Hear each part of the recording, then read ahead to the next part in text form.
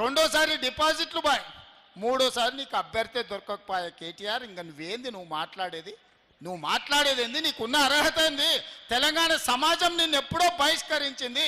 తెలంగాణ సమాజంలో నువ్వు మనిషివే కాదు, నువ్వు ఓటర్ లిస్టులో లేనే లేవు, ఈ లెక్కలలోనే లేవు. నువ్వు లెక్కలలో ఉంటే ఎన్నికల్లో పోటీ చేసి ఉండేటోని.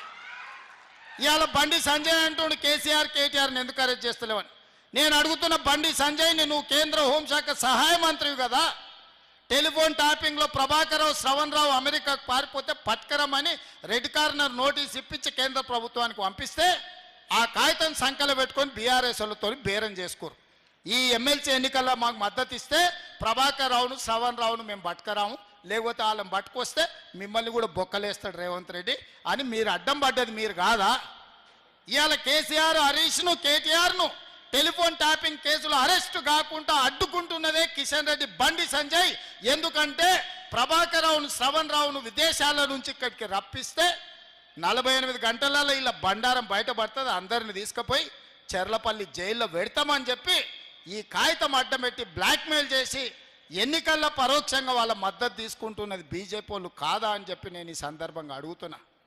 బండి సంజయ్ గారు, నీకు చిత్తశుద్ధి ఉంటే మేము గొర్రెల స్కామ్ కింద ఏసీబీలో కేసు కట్టి మేము విచారణ చేస్తే ఫైళ్ళన్నీ మీ ఈడీ వాళ్ళు తీసుకుపోయినారు. ఈడీ వాళ్ళు ఎందుకు ఈ గొర్రెల స్కామ్లో టీఆర్ఎస్ వాళ్ళని ఒక్కరిని కూడా అరెస్ట్ చేయలే? ఈ కార్ రేసుల్లో విదేశీ కార్ల పోటీలలో కోట్ల రూపాయలు కేటీఆర్ విదేశాలకు తరలించిన నేను కేసు కడితే ఎంబడే ఈడీ వాళ్ళు వచ్చి ఆ ఫైల్ అంతా తీసుకుపోయాను.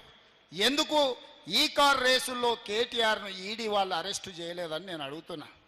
టెలిఫోన్ ట్యాపింగ్లో ప్రభాకర్ రావును నిన్న మనం టీవీలలో చూస్తున్నాం. ట్రంప్ ఆ ప్రెసిడెంట్ కాగానే అమెరికాలో ఉన్న భారతీయులందరినీ అక్రమ వలసదారులని కాళ్లకు బేడీలేసి తీసుకొచ్చి దేశంలో ప్రత్యేక విమానంలో దించిపోతున్నాడు.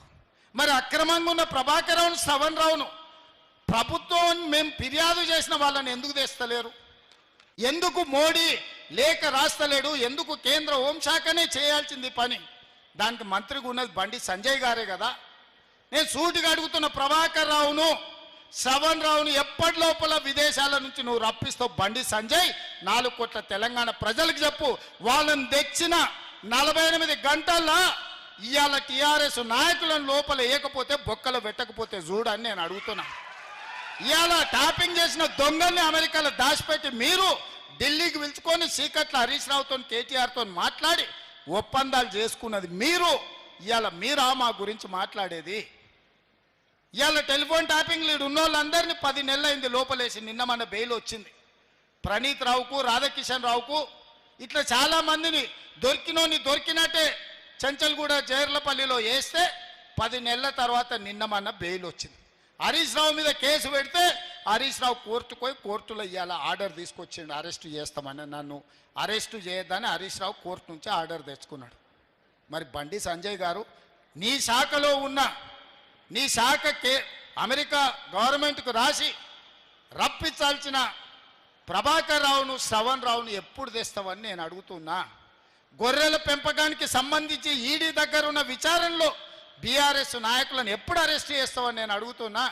ఈ కార్ రేసులో కేటీఆర్ కోట్ల రూపాయలు లండన్ కంపెనీకి పంపించండు కదా, ఆ కేసు మీ ఈడీ దగ్గరనే ఉంది. ఎప్పుడు కేటీఆర్ని అరెస్ట్ చేస్తామని నేను అడుగుతున్నా. నిన్న మన కేటీఆర్ హరీష్ ఎన్నిసార్లు ఢిల్లీకి పోయిన రోజు చూడండి. వాళ్ళ ప్రభుత్వం ఉన్నప్పుడు ఎప్పుడు పోలే, కేంద్ర ప్రభుత్వాన్ని ఏం అడగలే. ఇవాళ ప్రభుత్వం మనం ఉంది, ఇవాళ ఆలువై బీజేపీలను కలిసి కాగితాలు ఇస్తున్నారు మా రాష్ట్రానికి నిధులు ఇవ్వండి అని. గింత అర్థం కాదాయన? ఓ కాగితం చూపించి ఓ మాట మాట్లాడుకొని వచ్చి ఇవన్నీ ఏషాలు అర్థం అవుతలేదా? ఇవాళ ఒప్పందంలో భాగంగానే బీజేపీల కాళ్ళు పట్టుకోవడానికి, బీజేపీలు వీళ్ళని కాపాడడానికి ఇద్దరు కలిసి సీకట్లు మాట్లాడుకొని మన నిఘా అధికారులు ఇవి బయట పెడతారని చెప్పి ఉత్తగానే కాగితాలు ఇచ్చినట్టు ఫోటో దిగుతుండు.